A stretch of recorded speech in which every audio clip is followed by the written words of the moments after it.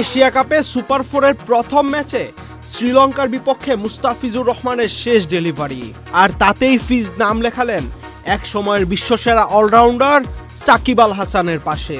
19তম over শেষ হয়ে যাচ্ছে, তাই ওয়ানিন্দু হাসারাঙ্গাও দেখে শুনে খেলার কোনো কারণ ছিল না। বড় শট খেলতে গিয়েই বল তুলে দিলেন আকাশে, লং অফে তানজিদ হাসানের হাতে ক্যাচ। মুস্তাফিজুর রহমান পেলেন তৃতীয় উইকেট। সেই সঙ্গে বসে গেলেন সাকিব আল হাসানের পাশে। আন্তর্জাতিক টি-20তে বাংলাদেশের হয়ে সবচেয়ে বেশি উইকেটের মালিক অনেকদিন যাবৎ ছিলেন সাকিব আল হাসান। গতকাল এশিয়া কাপে শ্রীলঙ্কার বিপক্ষে 3 উইকেট নিয়ে মুস্তাফিজুর রহমান তার রেকর্ডে ভাগ বসালেন। এলএমই সার্টিফাইড বিশ্বসেরা কপারে তৈরি ওয়ালটন কেবলস, যা আপনার স্থাপনাকে রাখবে সব সময় নিরাপদ।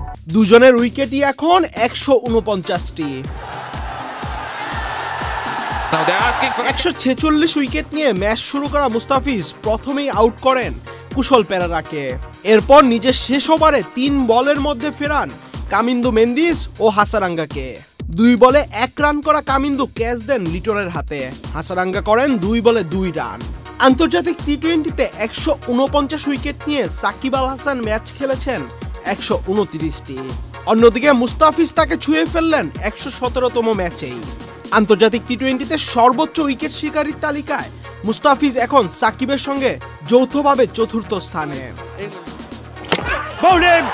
সাকিব মুস্তাফিজের চেয়ে উইকেট বেশি আছে ঈশ্বরদীর, যার উইকেট সংখ্যা 150, টিম সাউদি যার উইকেট সংখ্যা 164, আর রশিদ খানের উইকেট সংখ্যা 173।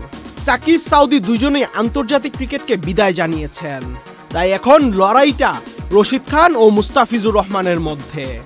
যদিও তাদের মধ্যে উইকেটের ব্যবধান 24টি। দেখা যাক টি-20 ক্যারিয়ার শেষ করার আগে মুস্তাফিজ কত উইকেট নিতে পারেন।